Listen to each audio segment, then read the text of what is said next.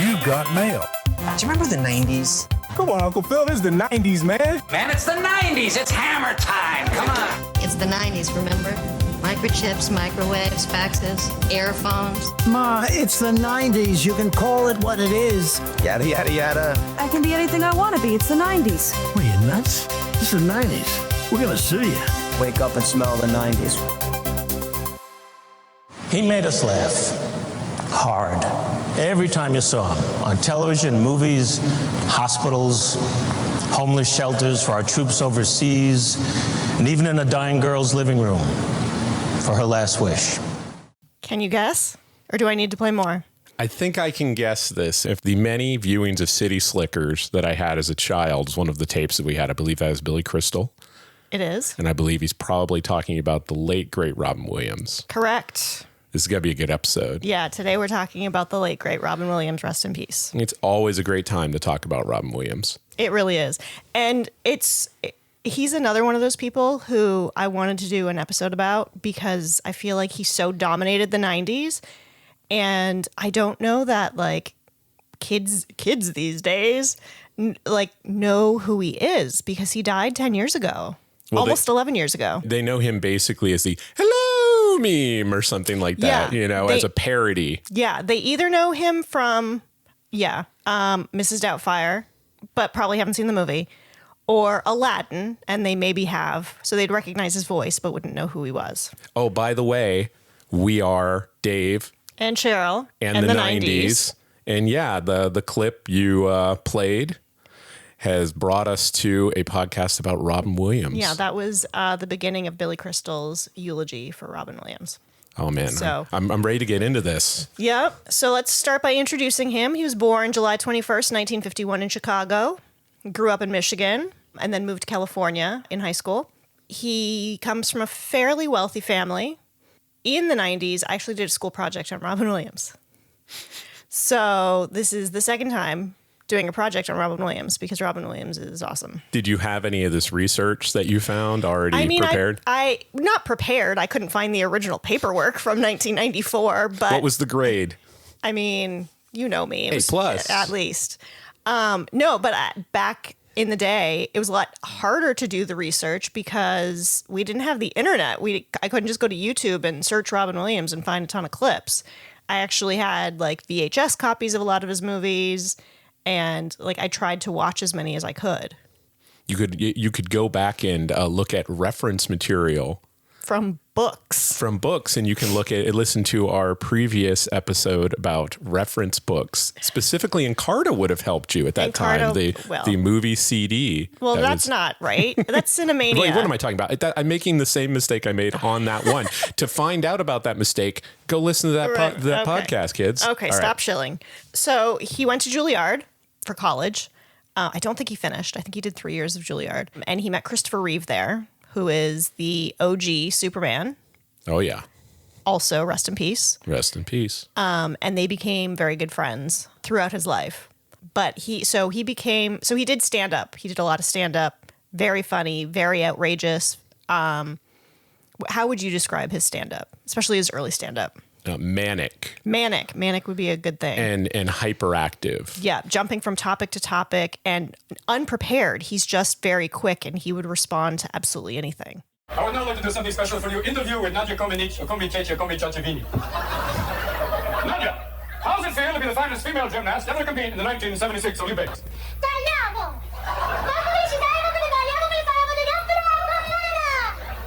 She said she enjoyed it very much, but she did not go through puberty. And his big break came from Mork and Mindy. Yes, but first Happy Days. He played an alien on Happy Days, and so Mork and Mindy is an unofficial spin-off of it. It's like a backdoor pilot. Kind of. I mean, it's the same character, but it's set in completely different places and whatever. So he played an alien, and it went on for 4 years. And that was a time when people were all watching TV at the same time, and there were 4 channels. And so 60 million people watched the show every week during its height. Who are you? I am Mork from Ork. Nanu nanu. Ork? Yes, you see, Ork is a planet. You follow the Big Dipper till it comes to a dead end, then you hang it up. I'm up. Up. Down, hard to tell out in hyperspace. Right. His personal life, he's been married 3 times. First one, 1978 to 88, had a son named Zachary, who was born in 1983. So his kids are approximately our generation. They're a little bit younger than us, but approximately our generation. Then he married Marcia Garces, who was the family nanny. Oops. Yeah. Pulled a Schwarzenegger. Oops. 1989, and then they divorced in 2010, but they have a daughter named Zelda, named after The Legend of Zelda. Yes. You can see the most adorable Nintendo commercial with both of them. I faced adversity. I became a hero. Dad. I saved your kingdom. Dad. Yes, Zelda? Are you mixing me up with the princess again? Hard to say. You're both pretty magical. And then a son, Cody, born in 1991. And then in 2011, he married Susan Schneider, and he died in 2015. So let us go a little bit before the 90s. What are your favorite pre-90s Robin Williams films? Or most notable? There was this one, what was it? Not Lost in Paradise, but it was a complete Club Paradise. Club Paradise. It was a completely forgettable, not great film, but it was one of those films that played constantly on cable. Mm-hmm. And I remember that was my real first introduction to him because I would watch that film and it had a lot of SCTV people on it. And also Popeye. Popeye was his first introduction. It was kind of like this crazy big movie for a new actor, new star to be in, but it didn't do very well. Towards the later 80s, he did some really great movies like Good Morning Vietnam. Oh, that's another one on real rotation. Good Morning Vietnam. Good morning, Vietnam! Hey, this is not a test. This is rock and roll. Yeah, that was a great movie from 1987, and he did get an Oscar nomination for that. Barry Levinson. Mm-hmm. Yeah, so he plays a radio DJ during the Vietnam War. Yeah, it was highly fictionalized, but he was a real guy, Adrian Cronauer, and he was a DJ that would made controversy by playing rock and roll over the army or government airwaves to the troops while in Vietnam. Yeah. So, I mean, we might as well just keep going in order in terms of his films. 1989, Dead Poet Society. That was a big one, yeah. That was a huge one. And the what is the speech that he does? I stand upon my desk to remind myself that we must constantly look at things in a different way. Boys, you must strive to find your own voice, because the longer you wait to begin, the less likely you are to find it at all. He was acting first, which made the comedy deeper, mm-hmm. More complex. In all of these films, I mean, even the first one that he ever did was Moscow on the Hudson, mm-hmm. which was also that's not the first film he did. It wasn't the first one, but I think but I think Moscow on the Hudson was kind of his recovery period from that mm-hmm. because he really could have just tanked his career with Popeye. So the 1990s started with Cadillac Man, a good film. Yep, did see that. 1990 also, we saw him in Awakenings. Penny Marshall. With Robert De Niro. Another film that he is not in nearly as much, but I remember really enjoying a lot, is Dead Again. Do you remember that one? That's right. Yeah, Kenneth Branagh. I think that was Kenneth Branagh's. That wasn't his. That is a pretty underrated. It kind of becomes so good. It's really good. It's a kind of a cult thing now. Yeah. But it's Kenneth Branagh's second film, I think. Yeah, and with his wife. With his wife, and it's a real Emma Thompson. Yeah, I'd say it's probably close to like something like a Danny Boyle film in energy. It's like really high energy, stylized, like noir. It's in film. Black and white. Yeah, mm-hmm. and there's 2 time periods, right? There's Two like a time present periods. and a past. Yeah, so it is in color in some scenes. I think they use the black and white as like a way to do it. But it's a really interesting film, and he doesn't have a huge role in it. No, not at all. But he liked that. I think he went back and forth between like lead roles and secondary roles just to keep himself interested. And he was so prolific, so he would do 2, 3, 4 films a year, and so some of the roles were smaller. Which of his films am I least likely to have seen because of who else was in the film with him, and I think maybe also directed it? You're going to have to give it on this. Bobcat. Bobcat Goldthwait. Yes, he did 2 films with him, didn't he? He did Shakes the Clown. No, he didn't do Shakes. He did World's Greatest Dad. I thought he did do Shakes the Clown. I think he's in it. I don't think he's the star, but yeah, you're right. I think he does have a small role. Robin Williams is in Shakes the Clown. I've never seen Shakes the Clown. I presume you've seen it. I have not seen Shakes the Clown. We're gonna sizzle off Chuck's little pork butt, aren't we? Come on, Chuck. Fry yourself. Let the heat work through you. Shake your meat, Chuck. You gotta roll the quarters, make some change. There we go. Now you're burning. Now you're on fire. So the next film that he did in 1991, he got an Oscar nomination for. Can you think of that one? Oh, Fisher King. That's right. The nominees for Best Performance by an Actor in a Motion Picture, Musical, or Comedy are... So this is him winning the Golden Globe. Robin Williams. So heavy. There's nothing on it. How appropriate.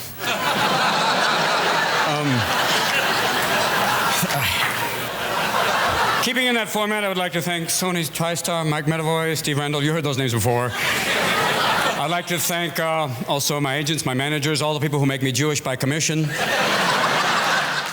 I saw The Fisher King multiple times in the theater. Did you? That was my time where it was a highly inappropriate film at the time for me to see. At 13. At 13. I didn't say that I quite got it, but I used to go to my local movie theater and it was like $1.50, $3 theater. Right. So whenever I was bored, I'd just go see the same films over and over again. And Fisher King was one of them. So what is your impression of that film? Because I've never seen it and I've looked for it and it's not easily streamable. I would say that if you're thinking of a Terry Gilliam film and it's pretty manic and you're thinking of Robin Williams as a manic performance, it has the biggest highs and like the most like refined nuance that you're going to find in a performance of his.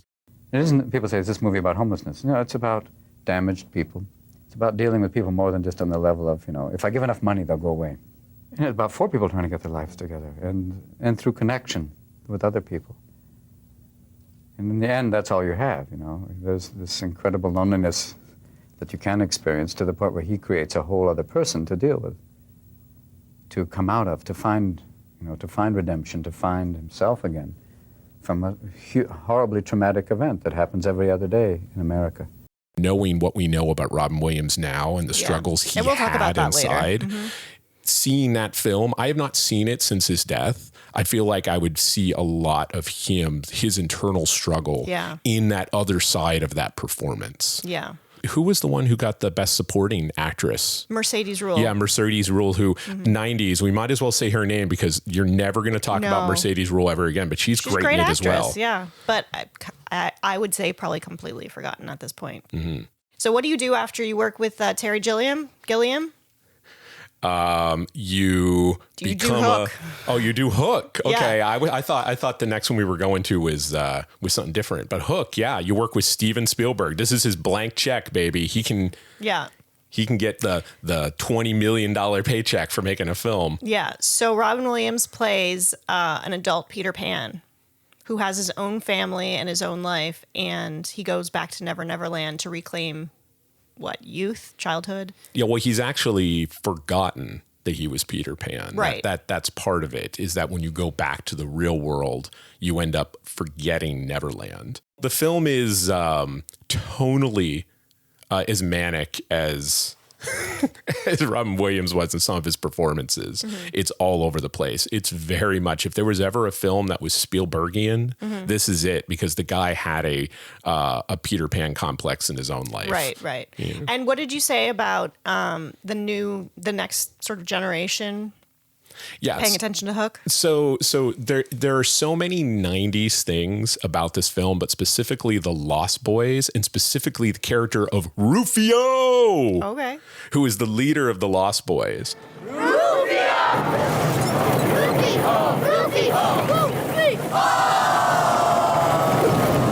There's whole scenes where it's just these kids are like Nickelodeon coded wacky. They all have their individual little cartoon traits, and they also have like gack and slime, and everything's neon colored everywhere. Well, the food fight isn't food, right? Isn't it just like colored goo, kind of. Yeah, they're using their imagination. Their imagination. So they don't have actual food, and then the land, if you imagine enough, if you clap your hands and believe, they suddenly have this like feast in front of them. But the feast ends up being like looking like real food, but then when you grab it, it turns into like this almost kind of like mushy ice cream, like neon colored ice cream, and then there's just a huge food fight.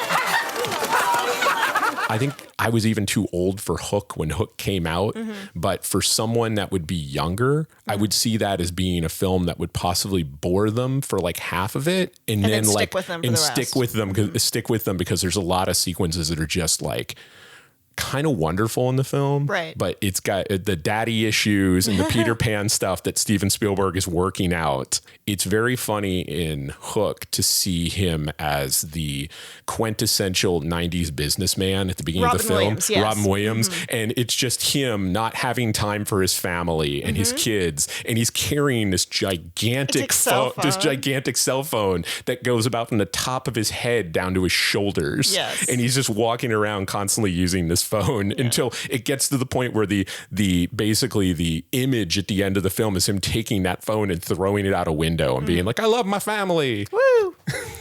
So speaking of loving your family, he did some family-friendly animated films. Yes. First, he did Fern Gully, which is, I think, completely forgotten, no? Don Bluth film, yeah. But then, also in 1992... Aladdin. Which is the follow-up to Beauty and the Beast, which was crazy. Yeah. This was... we will do an episode about Disney films of this period because many of them are masterpieces, like they're spectacular. Aladdin is interesting because so much of his dialogue was improvised. Right here, direct from the lamp, right here for your very much wish fulfillment. I can't believe it. I'm losing to a rug. All right, Sparky, here's the deal. If you want to court the little lady, you gotta be a straight shooter. Do you got it? All right! Yo, whoop, whoop. No substitutions, exchanges, a refund. Excuse me? Are you looking at me? Did you rub my lamp? I don't know that the kids these days actually know who many of these people are anymore because he referenced people like William F. Buckley, Peter Lorre, Ed Sullivan, Arnold Schwarzenegger, maybe Groucho Marx, Jack Nicholson, Robert De Niro, Arsenio Hall. So yeah, these references were like honestly kind of old-timey for us in the 90s when we watched it the first time. We probably know who Jack Nicholson is and certainly Arsenio Hall, but like we were definitely getting some culture lessons with the improv in Aladdin. Can I give you a quick little factoid or kind of thing about how his casting in Aladdin really changed the industry from the 90s on, in that up until then, they had, if you see The Little Mermaid or you see these other films, there was no quote unquote stunt casting. No stars. Yeah, there were no stars. Like Rescuers Down Under had Zsa Zsa Gabor and Bob Hope, but that's not bringing kids in.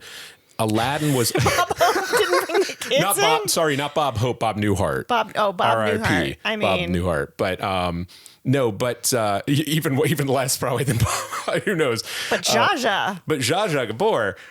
No, but the thing is that him getting that paycheck and being in that film specifically created this model that you would get high-end stars, give them huge paychecks, and put their names right on the top of the films. And it doesn't matter whether they were... Robin Williams just happened to be perfect for the role. Yeah, he was great. They're hiring Chris Pratt to play Garfield 17 times. Right. Also, another thing is that Robin Williams saw this coming, and he really hated commerce. He did. I was going to get to that, but you can talk about it. You know about this, what he did on Aladdin? So why don't you talk about it? You might have some he was very hesitant to work with Disney because Disney is such a capital C corporation. And so his agreement with them was that they would not use his voice for anything else. So minimal advertising and no toys, no games, no rides. And they did not sort of obey the agreement. And so he was not a part of any of the sequels until years and years later when the new studio head, he apologized in like the 2010s And so he did like some other random sequel years later. This was definitely the time when Disney was doing tons and tons and tons of sequels, direct-to-video sequels. All right, so then in 1992, he made, I think, an underrated film. I quite enjoy it, Toys. Toys is a disaster piece, I like to call it. Yeah, that's Barry Levinson too, right? It is Barry Levinson. It's a reteaming with Barry Levinson. It was Barry Levinson. He plays a toy maker. He plays like a Willy Wonka level, like toy maker who can create like androids almost of like people. And The Thing is a huge anti-war movie, which is why Robin Williams really wanted to be on board. Yeah. Toys and Joe versus the Volcano, the Tom Hanks film, are kind of those two equivalents of these big, giant films that had like a lot of talent behind them, and everyone just said absolutely not. And now they become kind of reevaluated as kind. They're not good, but they're interesting. But people have grown to be like, man, nowadays, God help us if we could just make films like this again. No kidding. Like they have ideas. These films were far from perfect, but they were unusual and they were unpredictable, and they weren't like cut and paste like a lot of the films. Because these days, like everything has to be sort of a guaranteed hit, or it doesn't even go to theaters. In the 90s, they could at least make weird stuff. But then in 1993 was, I think, his most successful film, probably the most remembered film of his life. And what do you think that is?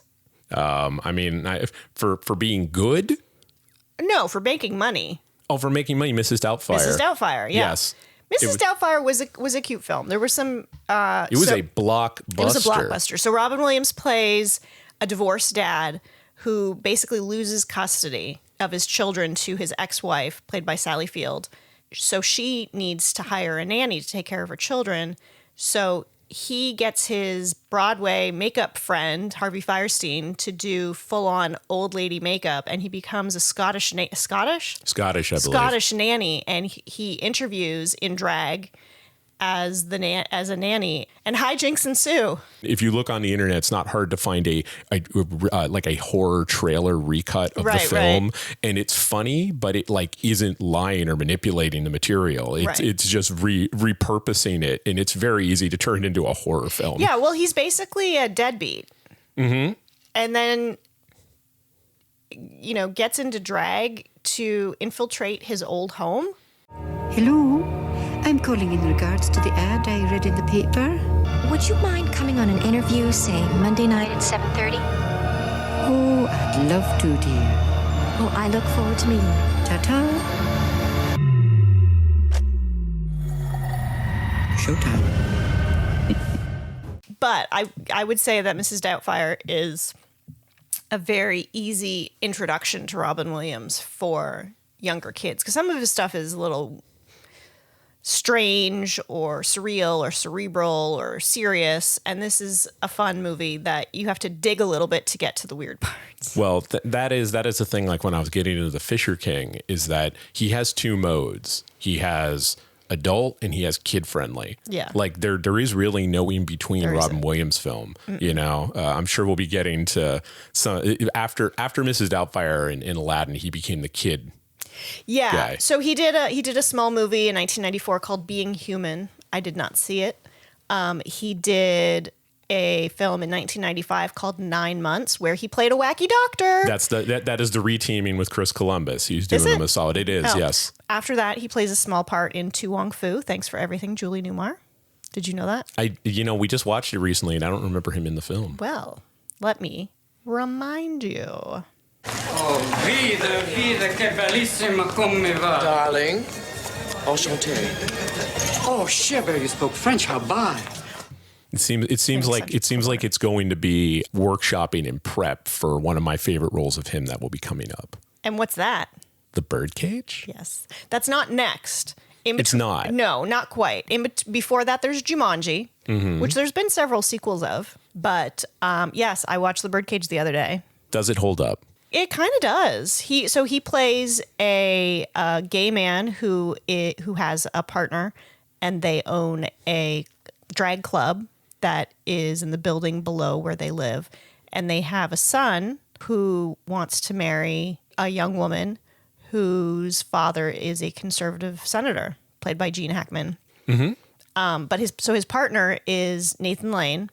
And I remember back in the 90s when this movie was sort of coming to be, everybody was like, oh, Robin Williams it's a remake. It's a remake of a French film based on a stage play. So the material was already familiar. Everybody was like, oh my goodness, Robin Williams would be amazing as the flamboyant one who ends up pretending to be the mother, another drag thing. But he ends up taking the straight role, so to speak, like the less flamboyant partner of the couple. And I think it really works. He's the straight man. He's the straight man in a gay couple. And yeah, no, it holds up. It's cute. It's charming. And directed by Mike Nichols. Yes. What about me? What do? I do I just stand here like an object? No. You do an eclectic celebration of the dance. You do fussy, fussy, fussy. You do Martha Graham, Martha Graham, Martha Graham. Or Twyla, Twyla, Twyla. Or Michael Kidd, Michael Kidd, Michael Kidd, Michael Kidd. Or Madonna, Madonna, Madonna. But you keep it all inside. His next film is also a film that is sort of referenced in pop culture a little bit when... Patch Adams? Not yet. Jack. Oh, geez. Yeah. That's the 1-2 punch of those two films that almost derailed his entire career. Well, tell us about Jack. Jack is a film we were talking about his streak of amazing directors. It is a family film directed by Francis Ford Coppola. Mm-hmm. Which is so out of character. It was a paycheck, and he admits this completely. Well, first of all, Bill Cosby has a pretty big part in this film. I don't remember that. Yeah, Bill Cosby is in the film, so already it's kind of canceled. Okay, so to get to the point of Robin Williams plays a grown man, but he is actually a child who has, what is it called, progeria? Effectively, but it's a fantasy version of progeria because in real life it's like horribly disfiguring and kind of terrible. It keeps the person very small and childlike looking. Yeah, but their age progresses quickly and they die at a young age. In this version of it, he's a child in the body of an adult man. And a normal looking, Robin Williams looking. A hairy man. But he essentially is like the age of like a 10-year-old. Yeah. But I mean, on paper, this entire thing looks like it would be great. You have a great director. Mm-hmm. You've got kind of a family-friendly film. You've got great supporting cast. And Robin Williams is a person who could kind of tackle this because he's known for being able to embody like childlike behavior. Mm-hmm. But the film is poor. It's an awkward watch. Where are we going from here? After Jack. I mean, what do you do after that? You do Shakespeare.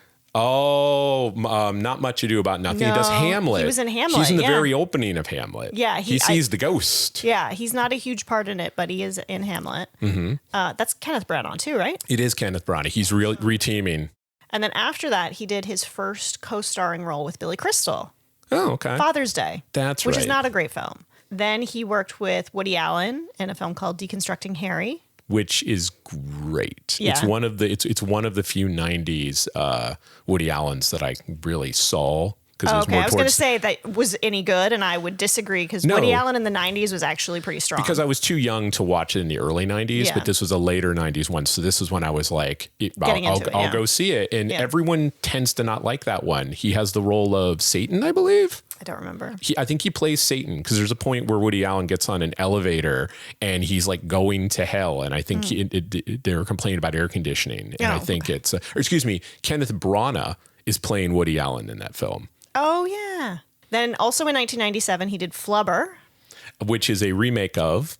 I cannot remember the title. The Absent-Minded Professor. Starring Fred McMurray. Like, he did a bunch of like pretty decent kids films. That was his reteaming with Disney. After all of the kerfuffle that he had, it was a Disney film. So after Flubber was probably what we would describe as the greatest achievement of his career, which is Good Will Hunting. That's correct. Yeah. He won an Oscar for Good Will Hunting, which is a film set in Boston and Cambridge. It was the film that made Ben Affleck and Matt Damon really who they are today. And Matt Damon was the youngest person to win Best Screenplay Oscar. I think he was 23. They had this great story of the idea that they kind of willed this film into existence. No pun intended. Yeah. But Gus, again, working with Gus Van Sant. Another great director. And here is a little clip of him accepting the Oscar. This might be the one time I'm speechless. Thank you so much for this incredible honor. Thank you for putting me in a category with these 4 extraordinary men. Thank you, Ben and Matt. I still want to see some ID. Now, here is what I think is an underrated film that I would like to rewatch and I'd like to show the children, but it is hard to find, and that is What Dreams May Come. So this was a movie basically set in the afterlife, and I remember the sort of painterly quality of what was the afterlife because his wife was a painter. Then in 1998, your favorite and mine, Patch Adams. Man, I didn't know it was that late, but... Yep, 1998. Have you seen Patch Adams? I have. I think I saw it in a theater. I mean, at this point, I saw anything that was like widely released of his, I would probably see. I don't believe that Patch Adams is a bad film. If anything, it's just a boring film. Right. But it's based on a real doctor, and the real doctor hated the film. So... And then to end the 90s, he did Bicentennial Man, where he played like a robot. And reteaming with Chris Columbus again. Oh, okay. Yeah. Cool. So that is his, those are his films in the 1990s. He did, and not every single thing. These were like the highlights. He was so prolific in the 90s. He did so much. Yes. What else did he do in the 90s? He also had a big heart, and him and Whoopi and Billy Crystal did the comedy charity. What was it called on Comic HBO? Relief. Comic Relief. Yeah. Do you remember what it was for? No. It was for homeless. Homeless. Okay. Yeah. So here is a little clip that is very interesting, actually. Senator Durnberger will be back. So this is soon. him talking to Congress. We're hoping for the best. I do believe this can work in an incredible way from a grassroots level, that the money can get to that and prevent, really, truly prevent homelessness. That's where it lies. You can't keep picking people up. You have to stop them from falling. Thank you. I thank all of you in a bipartisan way. I know it's a little scary when you have a comic in front of you. It's kind of like having a porcupine in a hemophiliac ward, but... So that is him talking in front of Congress, making Congress laugh, unheard of. And earlier, so he's sitting beside Whoopi Goldberg. You heard her there for just a moment. And earlier on in that clip, if we use it, if you look through it and find something interesting, he was reading Billy Crystal's words. So Billy Crystal was not able to be there, so Robin Williams was there. So it was, I think, 1990. I don't know if they did pass the bill. I feel like homelessness is not better than it was 35 years ago. Sorry, 35 years ago. If not, it's worse.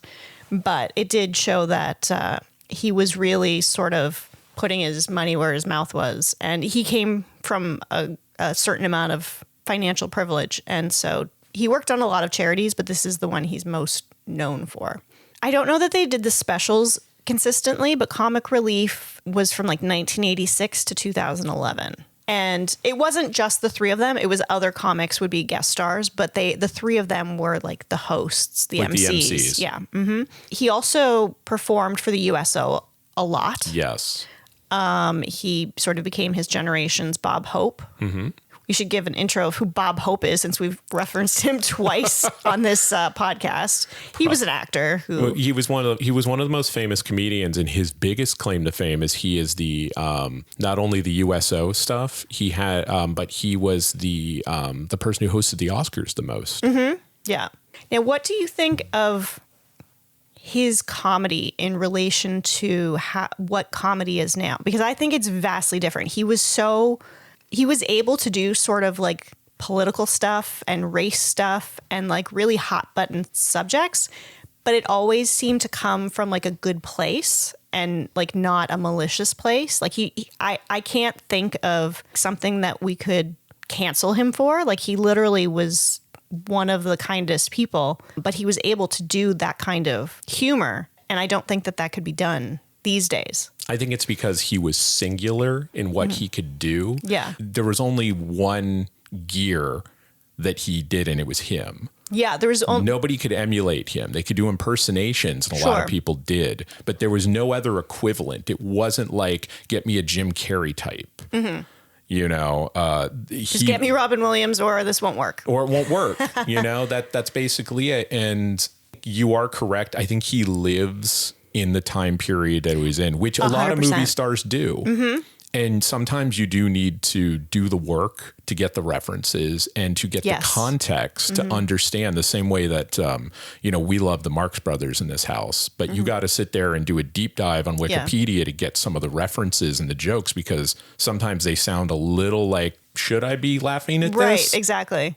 The one thing that Robin Williams was known for, amongst other comedians, was that he stole people's jokes. Robin Williams stole jokes? Yes, he was notorious for that. And Now, do you think it was conscious or just like part of the mashup in his brain of references? That's what I was going to say, is he's even been on the record and saying, look, if I did it, it's just because everything goes in my brain, the Cuisinart, and comes and it's poured out.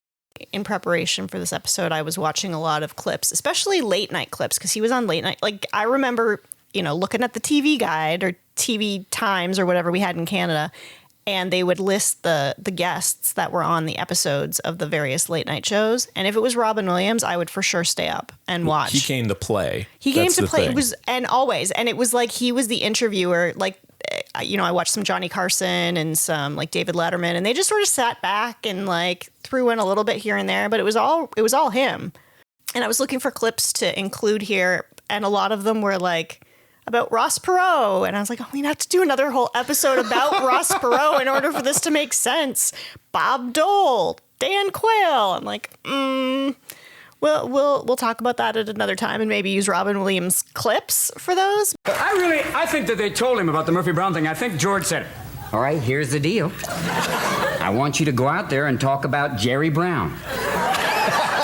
Jerry Brown, Jerry Brown, Jerry Brown. Buster Brown, Buster Brown, Buster Brown. Buster Brown, Buster Brown. Audie Murphy, Audie Murphy, Audie Murphy, Audie Murphy. Murphy Brown! Murphy Brown makes me so... Don't you realize that he's Rain Man? He had a goodwill with his audience that lasted his entire career. Right. Even to the point, obviously, of his untimely death. Yeah. So speaking of, Robin Williams died in Paradise Cay, California, in his home on August 11th, 2014. So just about 11 years ago, depending on when this actually goes online. His primary cause of death was declared as suicide. However, in the autopsy, it was found that he had Lewy body dementia and other associated factors. So he was very much on the decline, in addition to having consistent depression throughout his life, which we haven't talked about yet. And he had a drug addiction, because drugs, alcohol. That was basically a way to kind of help deal with the depression and the alcohol and drugs were sort of back and forth. There were periods where he was clean, and during those periods he did a lot of cycling. He was a big bicyclist and would do races and stuff. And I think that was sort of his alternative to the alcohol and drugs during sort of better parts of his life. So if you were to choose like a top 3 things recommended, doesn't have to be for children, can be for anybody who's not that familiar with Robin Williams, what are your 3 entryways to Robin Williams? I would probably say Aladdin would be a good one. Yeah. Shout out to Eric Goldberg, the animator that animated all of his scenes, because he specifically was an assistant for Hirschfeld. Oh, okay. And if I you can look, see that. If you look at the design of the genie, it's a Hirschfeld drawing. Yeah, Al Hirschfeld was a old Hollywood cartoonist. And when you see him doing the characters of embodying Ed Sullivan and doing it, they are direct references to the characters that Hirschfeld did, down to the Ninas in the freeze frames. Oh, really? I didn't know that. I think Aladdin, Fisher King, I think is a turning point for him. I wouldn't say I would put Good Will Hunting on there. I love Good Will Hunting, but I feel that's more of Damon's thing. I would say Mork and Mindy, especially the later seasons where they brought in Jonathan Winters. Oh, that's right. He was a huge influence on Robin. Yes. And he was the equivalent of Robin Williams back in the day. He was a twisted mind, and he was super fast and improv and embodied impersonation and characters. And when they talked about the fact that Mork and Mindy were going to jump the shark and have a son on the show, Robin immediately reached out to Jonathan Winters and said, this would be hilarious. You're like a 60-some-year-old man, right, and you're going to be our son. And the first thing I want you to do is to pop out of a giant egg, because that's how his people were born, and go, Daddy. And seeing them on screen together in those later ones, they're both just trying to crack themselves up to the point where they even leave in some takes where they're laughing at each other. And it's so charming, and it's so great to see Robin Williams finding someone and playing with someone that he considers his equivalent. We should definitely show the kids Mork and Mindy. That would be bonkers. Nanu, nanu. Nanu, nanu. What about you? Honestly, I would say any late night performance. Anything with David Letterman, certainly. Anything with Johnny Carson. Oh, he was on the second to last Tonight Show. Did you know that? The one that Bette Midler was on? Oh, no. The going away, the kind of like week-long celebration or so. Well, so it was the second last. The last episode in 1992 of The Tonight Show with Johnny Carson was like a clip show. There were no guests. Yeah. But the second last show had Robin Williams and Bette Midler, because those were like his two favorite guests. Now, I don't have numbers for how many times Robin Williams was on The Tonight Show or whatever. And I'm sure he was good with Leno. I don't particularly care for Leno, so it didn't come up. But like Conan, any of those guys, like just watch any late night show with Robin Williams and it'll be hysterical. And you'll get to see his like various like haircuts, and he had sort of an eccentric taste for weird shirts. And I would say, just based on the criteria of what I would want to rewatch if any of these things were available to me, I mean, Good Will Hunting goes without saying. Need to watch it again, need to show the children. It's a great film, and we live in the area now, and I haven't seen it since we moved here 18 years ago. So there's that. But I would like to watch Dead Poet Society again, and I would like to see What Dreams May Come again. Those are the two films that I'd like to rewatch. Two solid picks. Yeah. And we don't need to show them Jack or Patch Adams. You know, if we do anything to advocate to our listeners, just avoid those two films. And you're good. Love it. Yeah. R.I.P., man. Thanks for the laughs. No kidding. He was so funny. All right, so this has been Dave. And Cheryl. In the 90s. Nanu, nanu. Nanu, nanu. Got a favorite 90s moment or topic you want us to dive into? We'd love to hear about it. If you think we got everything wrong, we'd love to hear about that too. Drop us an email at andthe90spod@gmail.com, link in the episode description, and you can be damn sure that we'll read your comments on the show. Also, if you're digging the show, please rate, comment, subscribe, and tell everyone you know to check us out. It really does make a difference. Till next time, remember, we're nostalgia for the olds and education for the youths.